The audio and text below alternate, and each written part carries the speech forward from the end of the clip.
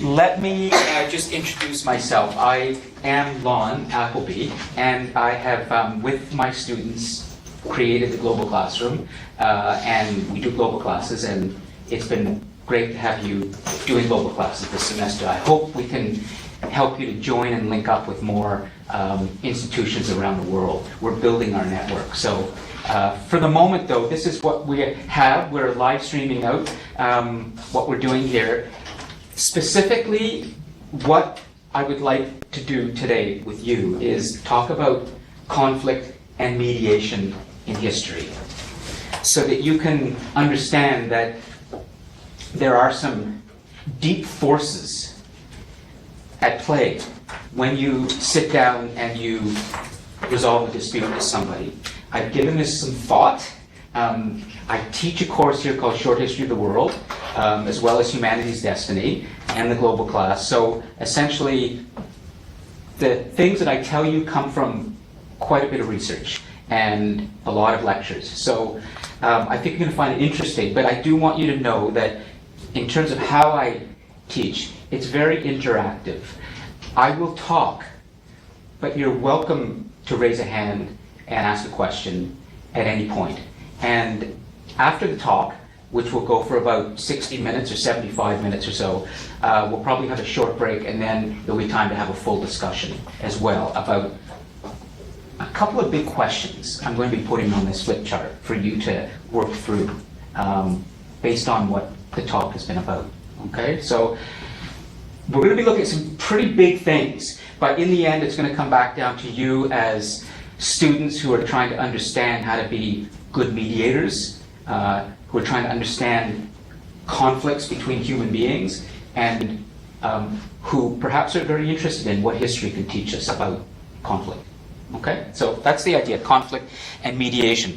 What I'm going to do is, on the Global Class website, the PowerPoint, if you will, has simply been stretched out and arranged vertically on a web page. So there is a web address for this for you to go to afterwards. So everything I'm going to show you here is available on a click when you go to the Global Class website. Okay, so don't worry, all that material is here. But this is how I'm going to do the talk, is I'm going to be showing things here, some videos and images, as I tell you the story, a little bit of humanity, in terms of what conflicts have taken place, big conflicts have taken place, and how they can help you. So I'm going to be moving around here. I'll be writing on the, well, I won't be writing on the map, but I'll be referring to this, and then we'll go with the flip chart. This will be the zone where I move. But please feel comfortable to ask questions anytime, okay? So what we want to do is look at this idea of humanity.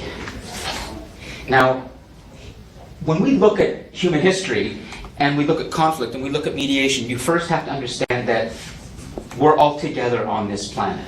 And it's all about humanity. And the question is, do you understand what humanity is? It has a very deep meaning, and I'm going to show you in a moment something that will get us going, okay? So this little video, just to start you thinking about what humanity is, for about a minute and a half. Just watch this and then we're going to continue, okay? So let me click on this. This is a video that was recommended by a student.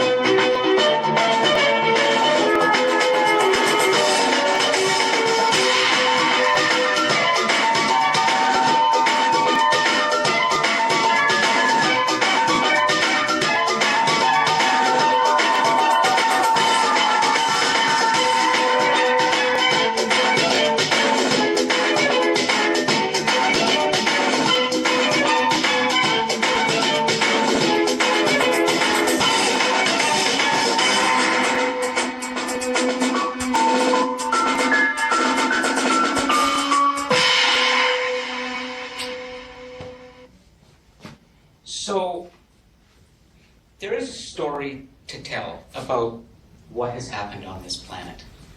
And it's about human civilization. This image, by the way, is very new in human history. Only about 50 years ago was it captured for all of humanity. All of us are just learning about the fact that we all share one planet. We've thought about that in history, but we now have the evidence. Astronauts went to the moon, but a year before they went to the moon, they tried to get there, but instead they got this picture.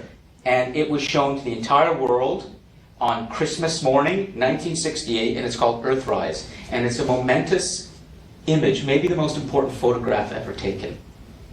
So we're talking here about a story that has been happening, that we're just starting to explore, and that is the story of human civilization on Earth, on this planet.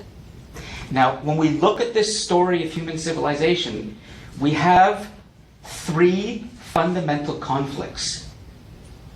That's what I'm going to be looking at with you today in terms of what human civilization has brought us. And when we look at the conflicts, oops, I missed. I'm going to give it to somebody to take over. Here you go, so you can keep that. When we look at the conflicts, the three of them are, there's an environmental conflict, there's a social conflict, and there's a personal conflict. And human civilization tells us something about these conflicts and how to resolve them. But when you think about the work that you're going to be doing as mediators, you will be sitting down with individuals and resolving conflicts. But there's conflicts all around you. And what I think history can help you to deal with is becoming more comfortable with the idea that conflict is natural. Conflict has been part of our lives since the very beginning of human civilization. Conflict causes stress, but conflict also produces all sorts of great new ideas. So conflict is not a bad thing. Now, when we talk about the three conflicts, environmental, social, and individual, I'm going to write these down, okay? And then I'm going to give you examples from history of what these conflicts are, and I'll define them for you. The environmental, the social, and the individual conflict. Okay, so let's just make sure I've got this. So I'm going to keep it short and sweet because it's clear that means environmental, okay? That means social, and that means personal. I've got these three conflicts at play. Now, we know, as we look at history, that human civilization really started to kick in about just 10,000 years ago. The Earth is very old, 4.5 billion years. Dinosaurs lived here for tens of millions of years. But we, human beings, have done so much in such a short period of time through this thing called human civilization. That is a kind of picture of what our world is becoming. Big cities, nature is getting kind of sidelined. That's going to lead us to our conflict in a moment, environmental conflict. But 10,000 years ago on this planet may seem like a lot of time to you, but in the history of the planet, it's a drop in the bucket. And 10,000 years ago, there were only about 5 million people on the planet, and they were living around rivers, and they certainly didn't have any of this stuff. And in 10,000 years, we've gone from about 5 million to 7 billion and growing at 80 million annually. We're a major presence on Earth, unlike any creature ever. And that presents all of us with a serious environmental conflict. When I talk about the environmental conflict, I mean that it is now said that in the 21st century, in this third millennium, we have come into a new age in the Earth's history. It's called the Anthropocene age. It means the human age. Humans are changing nature in a way that no other creature ever has on Earth. That presents a very serious conflict. In other words, we humans are starting to change the climate. We humans are starting to change the way our bodies are shaped. We humans can go through surgery, through prosthetics, through artificial intelligence that we've created, and we can begin to manipulate the human body and create even new types of human-like creatures. This is something you're going to be dealing with a lot more as you go out into the professional world in whatever program you deal with. It's a conflict. And let me just write down what this means, okay, in terms of a conflict. This is the first one, the environmental conflict. How will you be affected by this conflict? Let's stop for a second and take a really clear look at something called climate change. Just raise a hand if you think that the science might be wrong about climate change, or that you have some doubts. Probably not. It's so unanimous now that we humans, through human civilization, through the consumption of the resources and the pollution we put into the air, are changing the temperature, changing the climate. Scientists tell us all over the world. So, how will you be affected by this? Do you see that there's a conflict here with the idea that you are entering a world, increasingly, your children and your grandchildren are entering a world in which there's this new kind of conflict that has never existed before, which is there seem to be limits to what we can do here because nature will fight back. Nature will change. Nature maybe doesn't want to be changed. So let's stop for a moment and make sure you understand that, okay? The environmental conflict that you have to deal with. How will you mediate that? See, I'm taking a broader approach now to help you to understand how to deal with large conflicts. So first there's the environmental conflict. I'm establishing a conflict for you. There's an ecological, environmental conflict in the world that you have now entered. All human beings are dealing with this on Earth. Whether you're here, whether you're in China, whether you're in the continent of Africa, whether you're in the Antarctic in a little hut somewhere doing scientific research. Everybody has to deal with this. So that's a conflict. The solution is always mediation. But I'm using mediation in a slightly broader term. How will you mediate that? How will you resolve that conflict? How will that affect you in your life? Yes? Become conscious of the fact that there is limited resources and unlimited people fighting for those resources. Good point. What's your name? Asha. Asha. Asha. Thanks, Asha.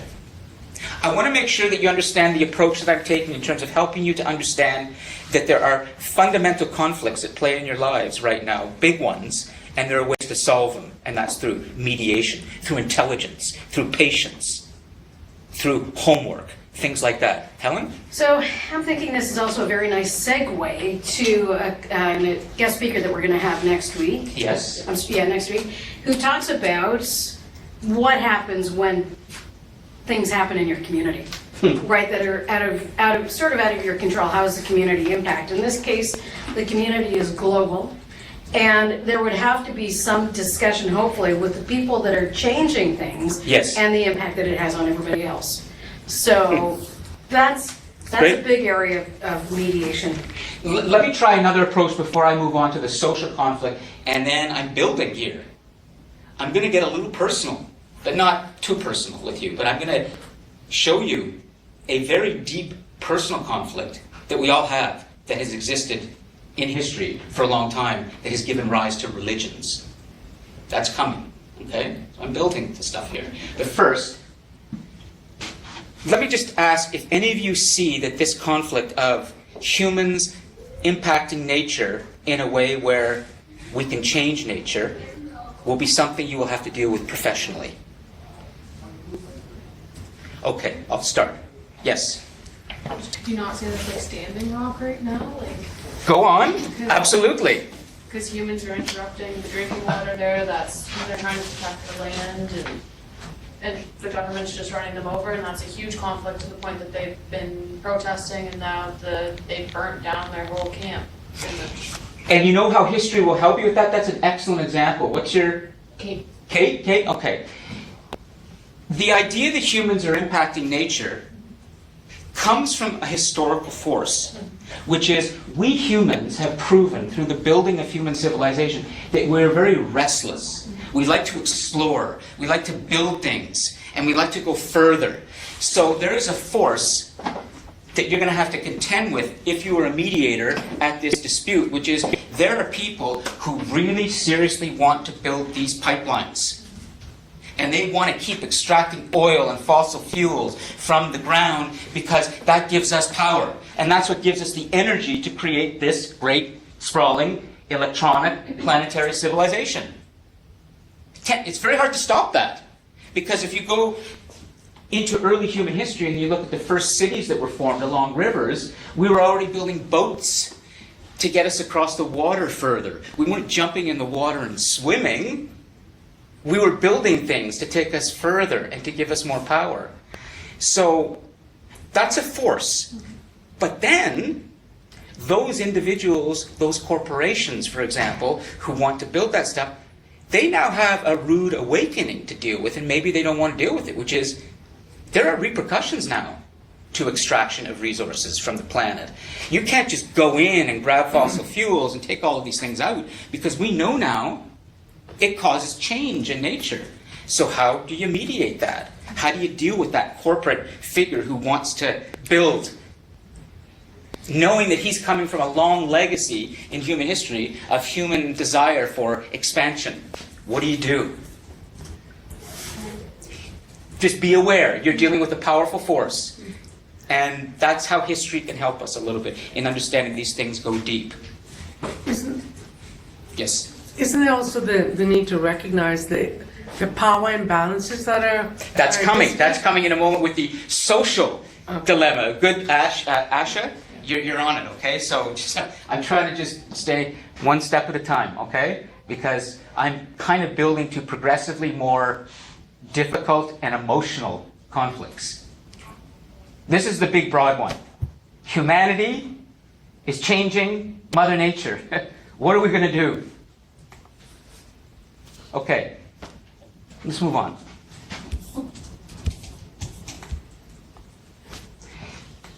That is a very iconic image of an event that took place about 500 years ago in Peru, in a place called Cajamarca. About 40 years after Christopher Columbus landed in the Americas and discovered America. I do that in quotations because he didn't really, but even worse, a whole bunch of people got slaughtered as a result. We're talking about up to 90% of the thriving 80 to 90 million Aboriginal cultures that were living in the Americas were wiped out because they were not able to, with their bodies, withstand the diseases that the Europeans brought over. Plus, the Aboriginal peoples didn't have guns, they didn't have steel, they didn't have powerful weapons, and they got completely slaughtered. Now, that was Columbus, and there were many others like him. This is a famous image because it's something that happened in Peru about 40 years after Columbus got here, 1532. And it's a moment in history where about 200 Spanish conquistadors, like Columbus, but following many years later, came to meet the leader of the Inca civilization, Atahualpa, the great Inca chief. And something remarkable happened at this moment, which tells us something about what Asha is getting figure out, the deep social conflicts that we've got in history that we've got to be aware of. The upshot of this moment, when the conquistadors met with Atahualpa and about 80,000 Inca soldiers, was, guess what? The Incas were basically slaughtered by about 200 Spanish conquistadors with their guns and with their horses, because the Incas thought the horses were kind of like tanks. To them, they'd never seen horses before, and when you have a horse coming at you that you've never seen, that's rattling, and you've got guns coming at you, it terrifies you. Just before that happened, there was a meeting that led to this slaughter. And we have eyewitness accounts of it. It's been well documented in a very good book called Guns, Germs, and Steel, which some of you may know about. We have letters, we have journal accounts, we have eyewitness accounts of this moment. There was a moment in Cajamarca in 1532 when Francisco Pizarro here was supposed to have more of a normal meeting to meet the Inca leader Atahualpa, who was brought into the square, the public square, on this big platform carried by his men. And they were supposed to have a little meeting of two cultures coming together. It ended really badly. Really badly. You see, what happened was that Francisco Pizarro was a little bit offended by the reaction of Atahualpa. And what he did is he said to the friar who was accompanying him, okay, you can allow all the other men now to come out and attack Atahualpa and his men, because Atahualpa is a threat to us, and I'm going to take him down from his platform, and we might kill him. Now, why did they not actually have more of a civil, why didn't they come together and shake hands? Why didn't they come together and respect each other's cultures? And here's what happened. When they came together, one of the first things that Francisco Pizarro said was not, hello, how are you? And tell me about your Inca culture and maybe we have something to learn from each other. It was, we have come as the force of God. We are Christians. We want to help you become Christians. They even brought a Bible. And they handed the Bible to Atahualpa. Well, he couldn't read this. And he blushed in front of his many men. It was a humiliating moment for Atahualpa to have something presented to him in front of all of his men and his soldiers. And he went like this to the book. Like, I can't handle it. I can't read it. At that point, Pizarro said, come on, guys, with your guns. Let's attack. Now, there's a lot in this moment that tells you something about the way different cultures react to each other when they've never met before. Albert Einstein once said that one of his greatest fears about discovering maybe some kind of life elsewhere in the cosmos was, will we be friendly to them? Will they be friendly to us? When you mediate something, and you're bringing people together from two different sides, do you think that the template that was used here by the Spanish to meet the Incas was the right template? Do you see that there's some forces at play here that are very dark in human beings that come to a sense of one culture feels they're superior than the other? How are you going to deal with that in mediations? I'm going to be politically incorrect, but I'm going to make a point. Just a point. I'm a Jew. There's an Indian. And there's a black woman. Now, what if we have a dispute? We live on the same street. And you don't like the noise that's coming from my house.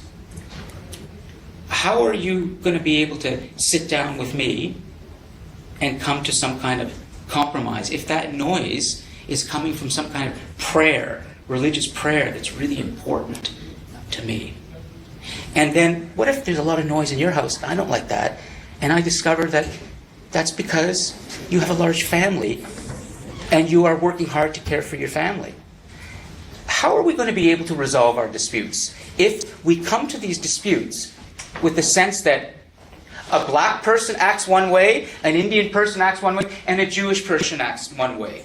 Shouldn't we educate ourselves about these people?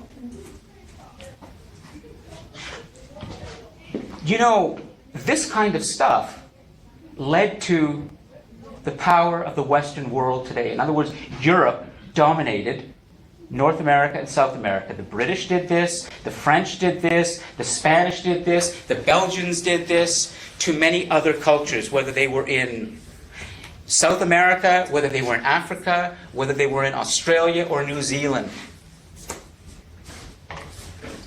How will you be affected by this in your work? Let's stop for a second and just review. What is the conflict here that I'm trying to identify that is deep in human civilization that you probably will be dealing with regularly when you are mediators? It's a lack of knowledge of any other culture except their own. And the feeling of superiority that the dominant culture, or the culture that the one person with power is from, is the right culture and the right thing and the right way to do things, and everything else is inferior. So there's also an unwillingness to learn about anything else, and anybody else. Is it possible that if the two of them actually, Pissarro and his men, had more of a discussion or some kind of respectful relationship with the other, they might have discovered that while they think of each other both as a bit weird, fundamentally they're human. How do you get beyond the idea that that person who comes from a different place, of a different religion, with different colored skin or different anything, is weird and strange? How do you get beyond that to the point where you can see them as human beings willing to meet you in that human place so that you can solve a problem together? Yes? Well, education is one. And also, if they come to a place personally where you can think of them as a fellow human being or like a different person rather than some different entity. And when you get to that place yourself, you'll be curious, not curious, but open to their experiences, what they think, how their opinions are formed, and Absolutely. their biases and stuff. When you get to that point, it'll be easier to see people. What's your name? Galaxy. Delaxi, great. So we're actually having a discussion now and talking in an educated way, and the black, the Indian, the Jew, and the Sri Lankan? Huh. Classroom is a pretty good place sometimes, isn't it, to learn things together. So we have a social conflict here that has to be recognized. This could happen again, and it can happen in small ways too. Like when I open a paper about things that happen in Oshawa, and I see two lesbian ladies with black eyes. And it turned out that one day a mentally maybe unstable gentleman saw these two lesbian ladies bringing their child to school and flipped out, punched them, attacked them. So, I mean, this stuff just doesn't happen over there in history. It happens all the time in small ways in our lives. Nor is it one of the major problems is that we refuse to look at the commonalities of each other, and instead we focus on the differences. How do you get beyond the differences to the commonality with somebody who's stubborn? You use the Shylock example. If you cut them, would they not bleed? Would they, it's their bigotry and their ignorance that perpetuates that behavior. So it has to be brought down to a point where they recognize that essentially they're the same. They are human beings. Interesting. You're right, but I'm going to challenge you a little bit because it's interesting how words get into our language. The word Shylock, where does that come from? From Shakespeare's Merchant of Venice. And how are you using it?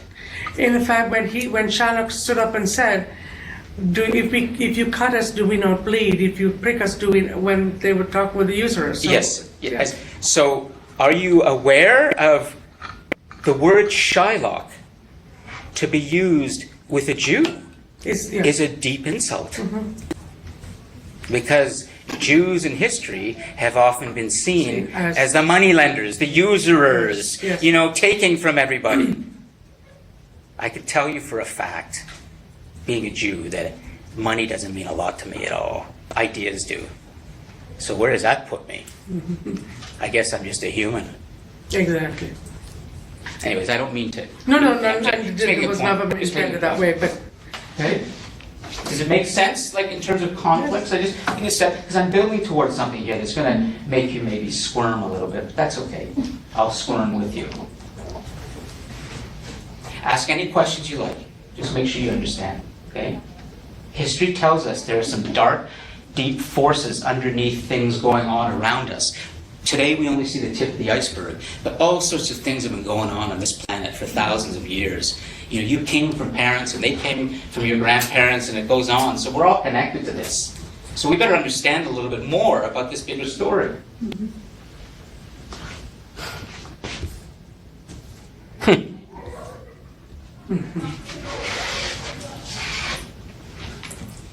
personal conflict. Do you know who that is? you gotta come up with that. Prince Siddhartha Gautama. Siddhartha. You can help me tell the story, but I'll tell it first, okay? In all of us, human beings, we are kind of in conflict.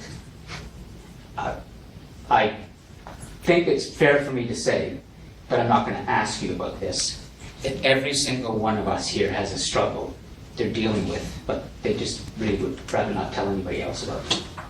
And that's okay, that's being human. About 2,400 years ago, there was an Indian prince. Came from a very wealthy family. And he grew up in a court in India.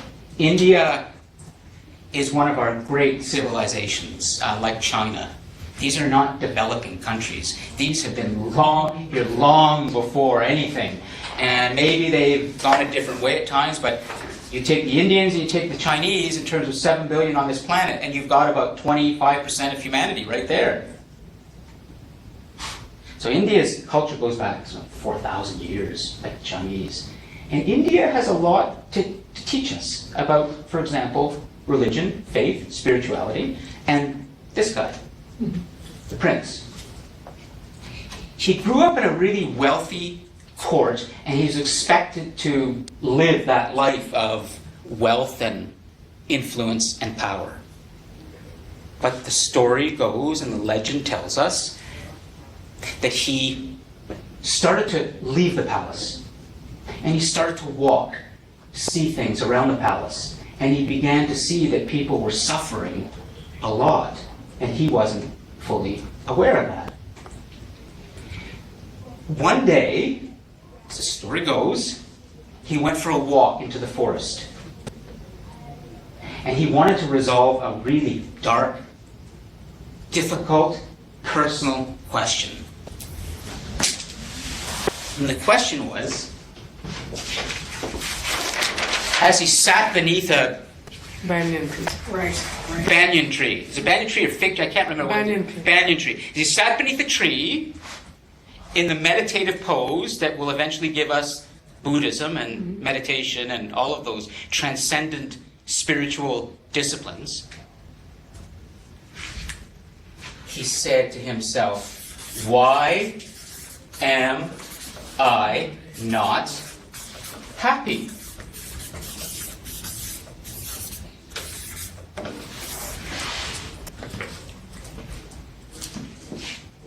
So, imagine Donald Trump going for a walk, and in Central Park in New York, and he wouldn't do that. As a matter of fact, not long before Siddhartha Gautama did this, there was Alexander the great Macedonian Greek general, who made it all the way to India and was about to conquer India, and then his men rebelled and he went back. But Alexander was the opposite of this. To him, conquering, luxury, lots of women and men and boys and anything. Consumption was what Alexander wanted. But Siddhartha Gautama was more sensitive, more intellectual, maybe more aware. So he tried to answer this question. And he said, as the story goes, I'm not leaving this quiet spot underneath the tree until I have my answer.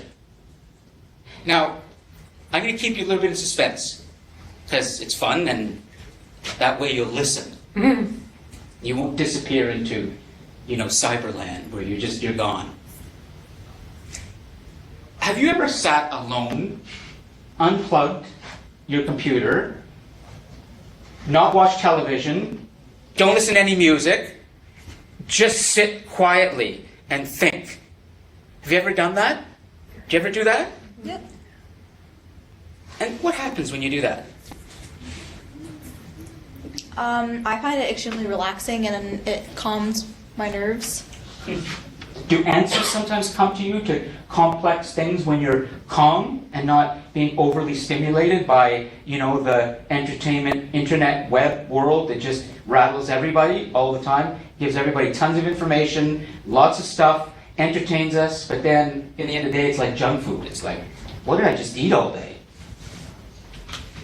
When you sit alone, did you feel you were going to a deeper place? Sometimes, I guess it would Okay. depend on what was on my mind prior to sitting alone. Okay, fair enough, yes? I think it depends on the time of year, because when I'm in school and if I'm not doing anything, then I'm just like, I should be doing something, as in like schoolwork wise. Yes. And I kind of get overwhelmed and I start thinking that I need to start doing some stuff. But in the summer, when I'm not doing schoolwork, I can just sit there for hours and just listen. Like at the beach, I'll just listen to the waves. So. It's interesting you talk about nature, the waves. So being close to nature is also quite nourishing, helps you to go to another place. Yeah. Well, that's what he was doing. He didn't sit alone in his palace. He went alone into the woods, by the trees, the leaves, the branches, the trunks, all of that deep stuff, the soil. So what did he resolve? Because he did leave there. Not only did he leave there, but when he resolved this question, over the next decades and generations and centuries, the ideas that he began to conclude from these times alone would transform India. There was a great emperor, Ashoka, who adopted his ideas that became the faith of the Indian civilization. And Ashoka would be the first political leader in history who would renounce violence. As a matter of fact, the civil rights movement, Mahatma Gandhi and his movement to bring peace to Hindus and Muslims and create a greater Pakistan, and there would be no Pakistan, no India, something greater. That came from this tradition. So what do you think he resolved to this question? Why am I not happy? Because it's an important resolution. It's a thinking cap, but I'll leave it here. That's the thinking chart. Yeah. Maybe because he realized that there's not enough nature and people are too focused on their jobs and their businesses and they're not focusing on what's there in front of them.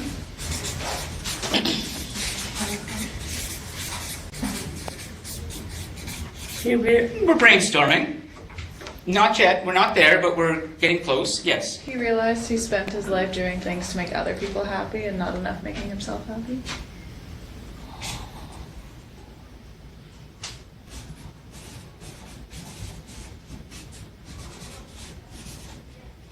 It's about me first. He realized that he needed to know the core of his own being, Oh, the core of his own being. his own identity. And when he started to know the core of his own being, what did he sort of conclude about being human and being happy? Because he was going to a place where probably you're going to have to go as mediators always, which is you go to the human place to solve disputes, don't you? You've got to.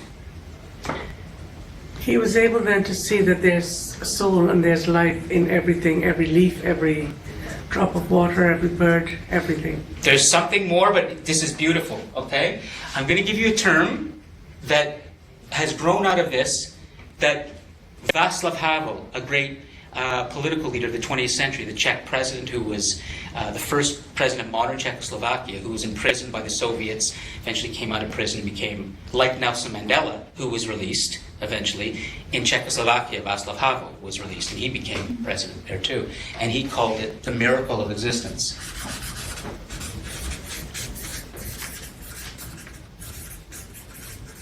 Being alive. Being lucky to be conscious and alive on this planet is something beautiful.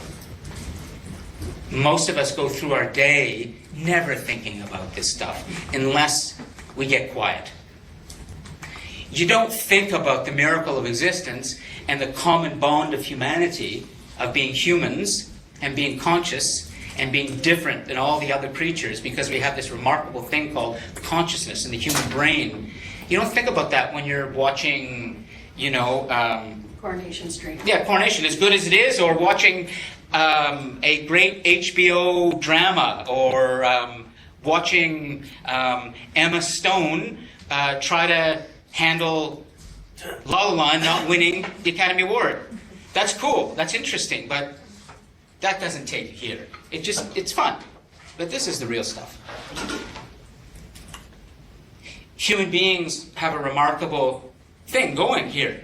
We're the only creatures on this planet that are conscious of life. Your dog and your cat and your pet snake, they don't go where we go in our minds. And when you go there, you start to see, oh my God, how did it happen that we're all alive on this planet? And we're only here for 100 years and then we're gone. I mean, this is amazing. When you refer to the miracle of existence, are you also including levels of consciousness? Well, I won't get too deep with this because there are things I don't know. Okay. But clearly you know, and that's great. But I'm not there yet with the big conclusion.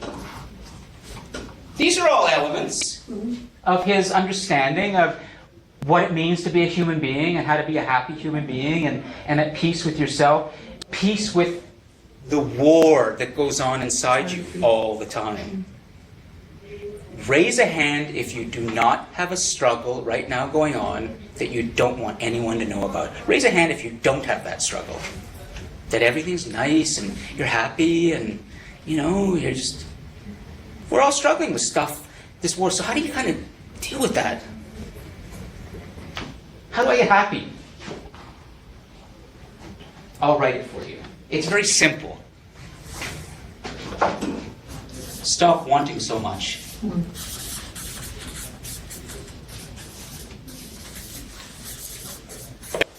Stop with the consumption. You don't need to eat so much.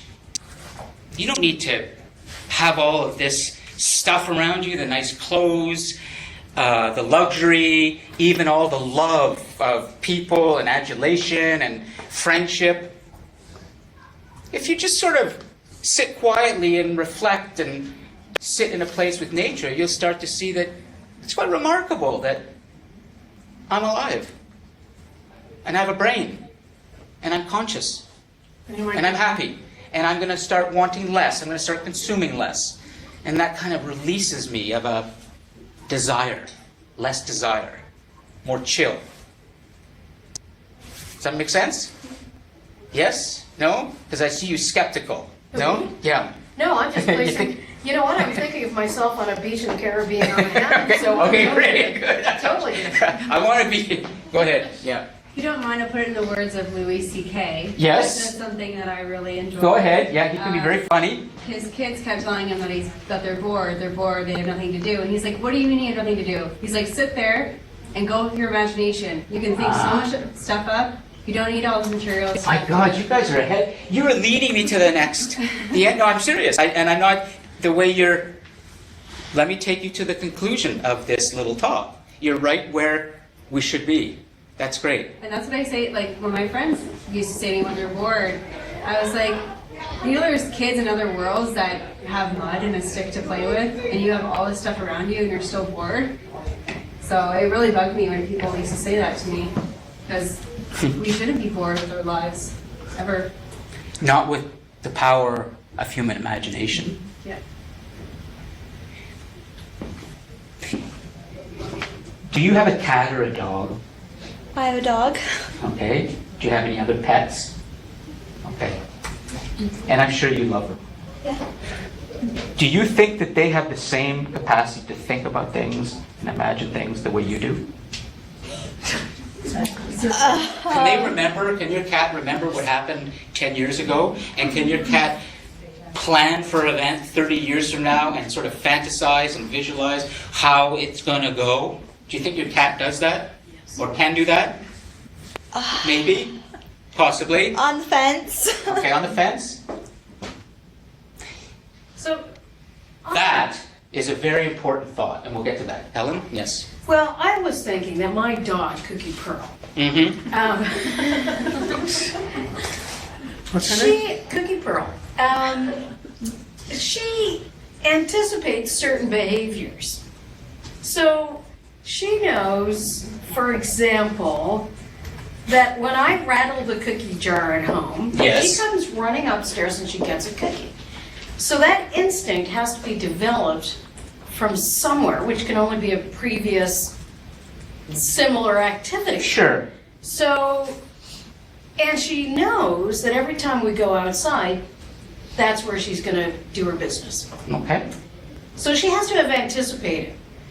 Simple stuff. She knows to hold it. However, she doesn't know in 30 years that I'm going to be around to do Exactly. the cookie jar. She probably doesn't even know she's going to die. No, she probably doesn't. Because, in human history, about 150,000 years ago, psychologists say, approximately, the early human, Homo sapien, became conscious of his own mortality. And that was a big turning point. Because once we started to realize, the brain started to realize that we're only here for a short period of time, it really changed the way we look at reality. It started to lead to spirituality, religions. I want to end on this thought. It actually comes from a very important writer of the 20th century, H.G. Wells, who was a novelist, a science fiction writer, and also wrote early human histories. The Outline of History is one of his most famous. I'm going to say this with a cautionary note. As brilliant as he was also a racist, a terrible one. So he was flawed, a flawed human being, quite profoundly. Nonetheless, he gave us this thought when he looked back on human history, and he looked back particularly on the impact of Greek civilization, where there was a very important advancement in free thinking and critical thinking in Greece that led to the birth of science and drama and education and a lot of the modern things that we have. That new thinking, H.G. Wells summed up with, humans start to become awake to their own power. What that means is that when you think for yourself, when you use your imagination and think about things, it's remarkable what you can do if you can tap into that. That the human imagination, the human brain, is something really quite unique in the history of all life and all things in this universe. It is maybe the most complex thing that evolution has ever created, and that is the human brain. And in that human brain is imagination. And when you can sit down and you can use your imagination, you do two things that are very, very important. And these will be my final two thoughts. Because I think as mediators, trying to resolve conflicts, which you'll do all the time, environmental conflicts, social conflicts, individual conflicts, when it comes back to the human imagination, we're really talking about two things: creative intelligence and critical thinking.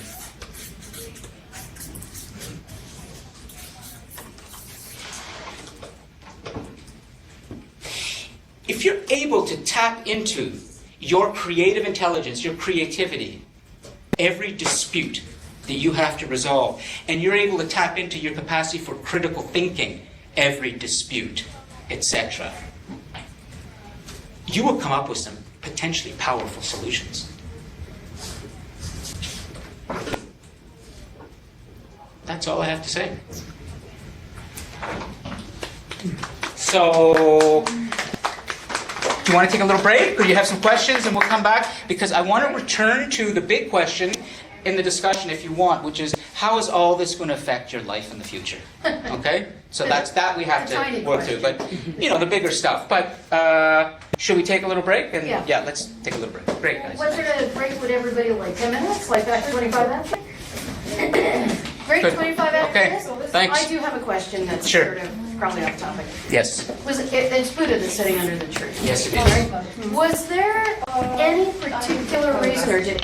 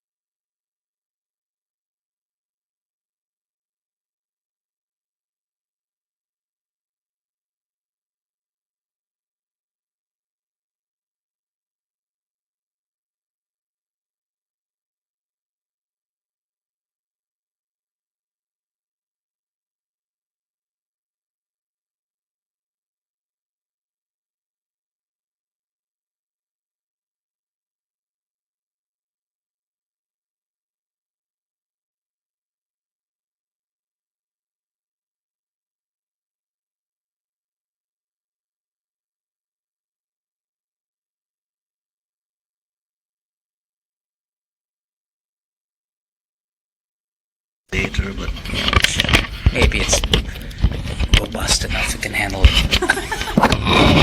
Too much cable, and I'm not always aware of things around. That's your classroom. You can do it. Well, To a limit. yeah. Anyways, $1,000 a drop, maybe yeah, there's a limit. that's why. Okay. So let's explore this a little bit.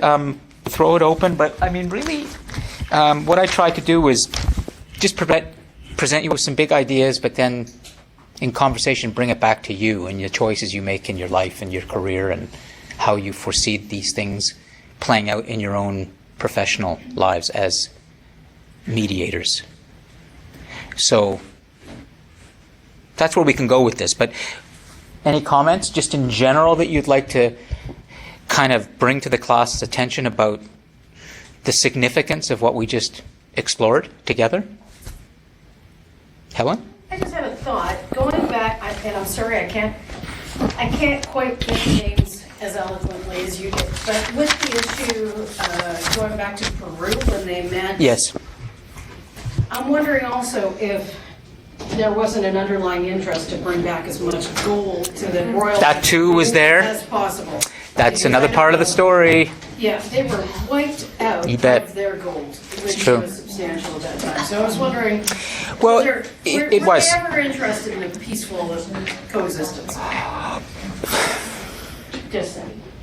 Their intentions were always, right from the start, even with Columbus, that they were to Christianize the people. You have to remember that Columbus spent a good 7 or 8 years as a freelancer, if you will, trying to raise money for his mission. And it was finally Queen Isabella and King Ferdinand of Spain who provided him with the money and the ships to set sail. And they were ferociously Catholic and were very much afraid of the expansion of the Islamic Empire in Europe. And at the time, there were caravan routes by land that would go from Western Europe to the East, but they were largely controlled by the expanding Muslim world.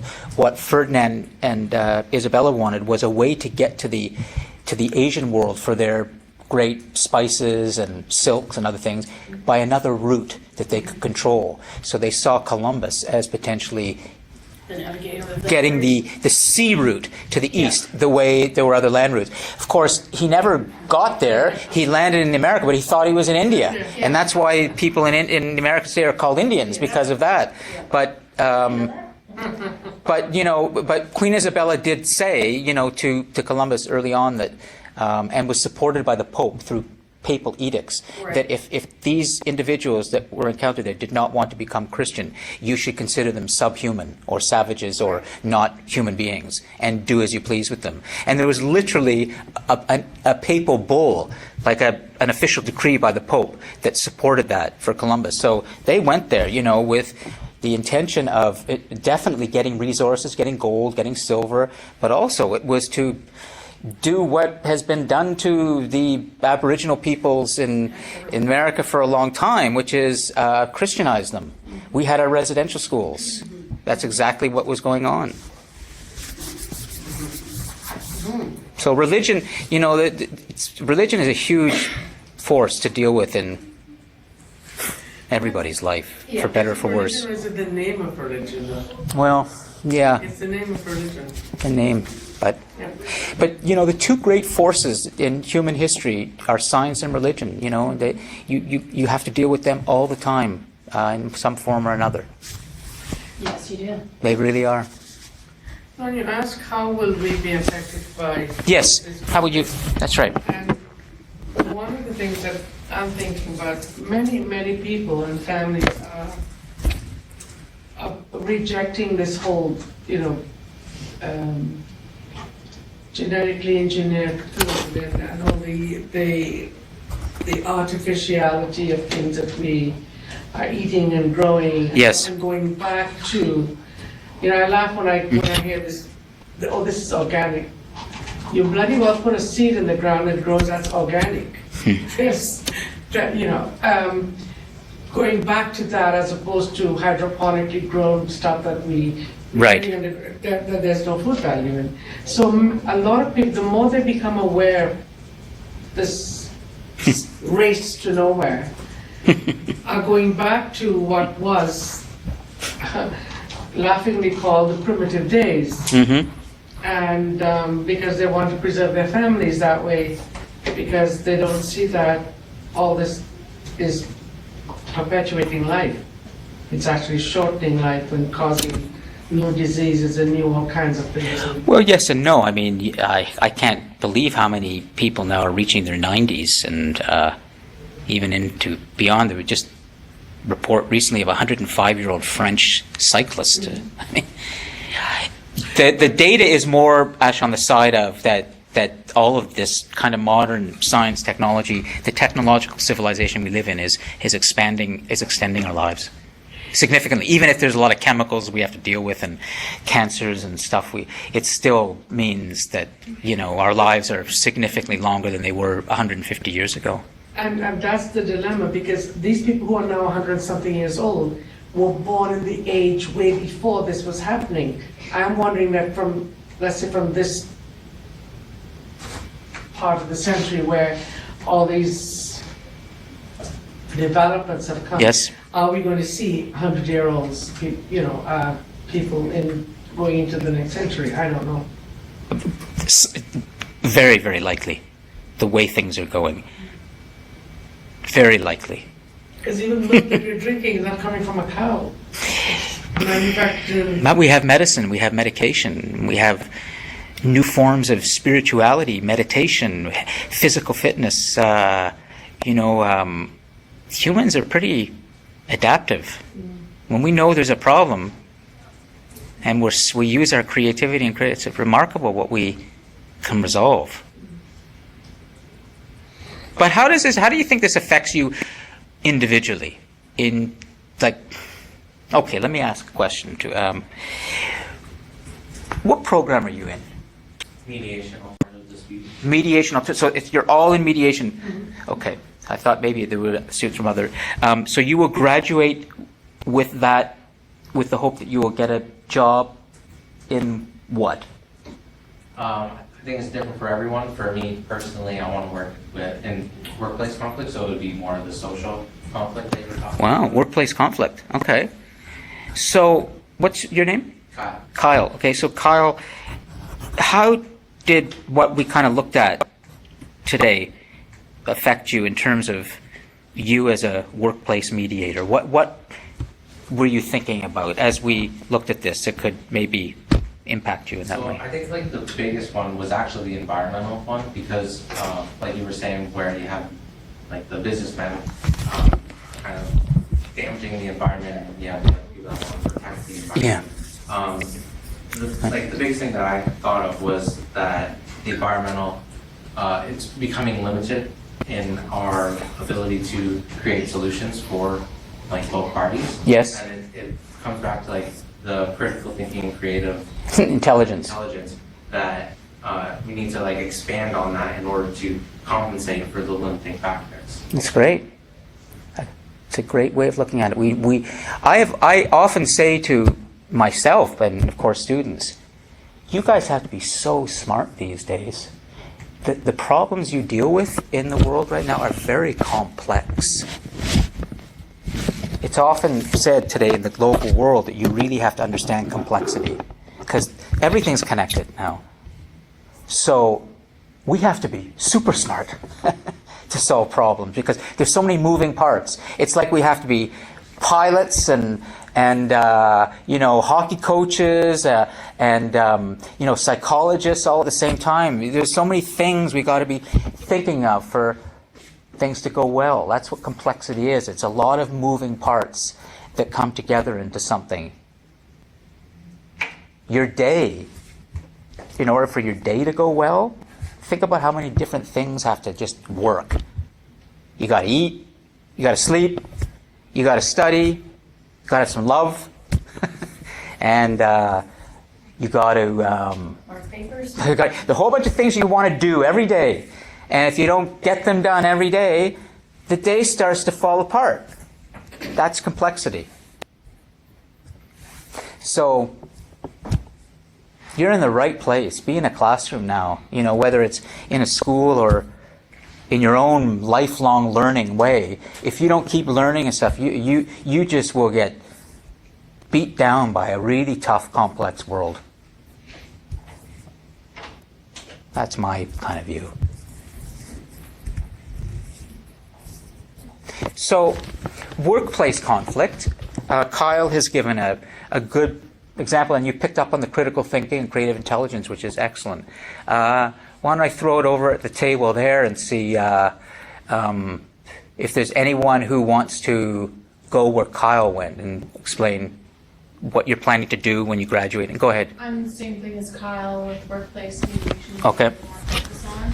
I think another important aspect too is like business, not necessarily with workplace, but like each business is, as you said, we're connected around the world too. So you can't just go to China and assume that their way of business is the same in America, because it is completely different. The way that they negotiate, the time that they take.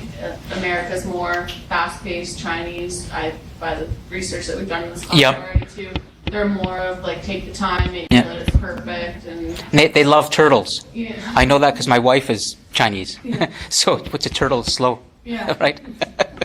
On the race, right? Yeah, that's right. You got it. Yeah, so you just have to consider that too. Yeah. It is a workplace environment, but you're going to run into cultural conflicts too that you have to be aware of when you're mediating. But at the same time, you're going to find when you're over there, whether you're in India or Russia, that they may have their own Chinese way, and yet they have been impacted by Western culture too. So it's a complicated kind of brew.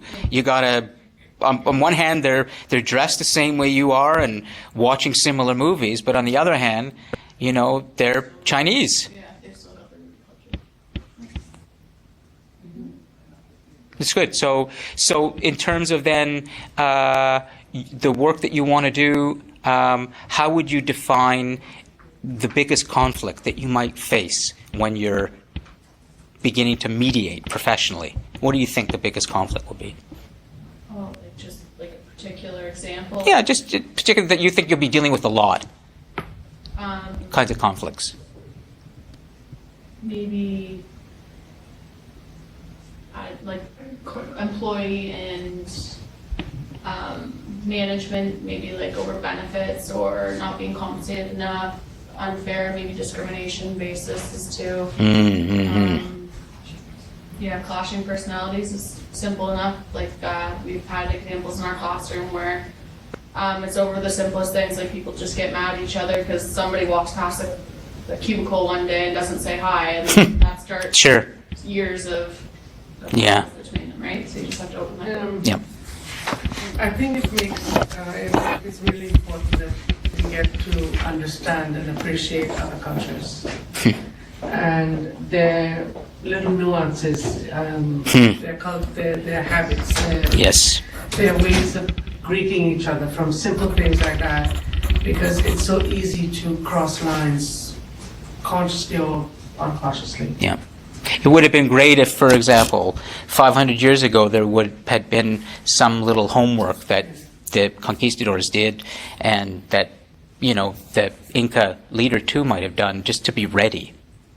But we were not as smart then as we are now about cultural convergence. The world was just kind of starting to come together. That was the beginning of kind of globalization, when the Western world, the Western Hemisphere and the Eastern Hemisphere came together across the Atlantic. But now we're all together. We're getting smarter in terms of how the Jew and the Sri Lankan and the Black and the Indian, we can not only share a bus together and work together, we might even get married. But I'm already married, so that's not... What about the idea that it's not only the sharing the cultural norms and so on, but back then there was not so much fear of the other. There was not so much? I don't know that Oh, there it's the was. opposite. No, there was huge fear of the other. That's exactly what was going. Do you know that the letters of the men of Francisco Pizarro, the letters talk about pissing in their pants when they saw 80,000 Inca soldiers coming with their shields and wood, and they had their guns. They felt a lot safer. They literally say this in their letters, but they were literally saying it was pissing my pants or peeing in my pants out of fear when they watched all these Incas coming at them. But then the comfort of knowing I've got my big weapon. Oh, thank God. Yeah. Even right here in Canada with the Aboriginals and dominant group, right here you can see the fear because before they were fearful that Aboriginals would want their land back from Canada. Yes, yes. And that's why they did not want to negotiate any kind of treaty. Interesting. Yes. But now that more Aboriginals are being educated, Yes. we have Aboriginal scholars, and they'll be writing books. It's not so much as wanting, yes, they want to have their land back, they want a recognition, but they understand that we all have to live in harmony now. So that's one of the reasons why we as a government, the reason a lot of people outside of the Aboriginal culture Yeah. is willing to actually talk. Interesting. So Yeah. if we get rid of the fear, then it's more likely that we'll play a part in actually having some kind of transformation. Good point. What's your name again? Beyond. Dion. Yeah, very good point. Yeah. That fear is, pretty deep. And it also, you've got to be willing to do your homework, as Asha says, learning about the little nuances of different cultures. That's getting educated about body language and different, that's just doing your homework. I mean, you got to, there's no excuse, there's no shortcuts. You got to do your homework. I mean, and learn. Once you learn, things can change. We do, if you're going for an interview, you do research on that company, you do everything you can about the company, so that when you go for the interview, you're very well informed about that. And yet, we need to do that with people that we meet and people we interact with and get to know them that way too. And really, hopefully, one thing that might emerge from this talk that I didn't mention at all was having a kind of a historical mindset, which is that when you go into a dispute or any kind of, that you have to think about that there's a history here in between these two sides. I need to understand that history. Like, in other words, whenever there's a problem in life, if you really want to get control of it, you got to get into the history, because that helps you understand the why. So, but that takes time, You gotta do the work. Sorry, I mean, there's no shortcuts to that one. Can I share a story? But please. Everybody knows it anyway, and I might have already talked about this aviation that I had up on the base in Minnewawa. Can we talk about this one? With two Aboriginal military personnel. I talk about this one? Okay, so one was a commanding officer, one was his private, I think, and male and female, like commanding officer was male, the subordinate was female, and what I didn't know a couple of things. Are we running? I think we're running. Oh, you want to shut it? Yeah, we can we'll shut it. Yeah, shut it. I'm going to have to go shortly anyway, so.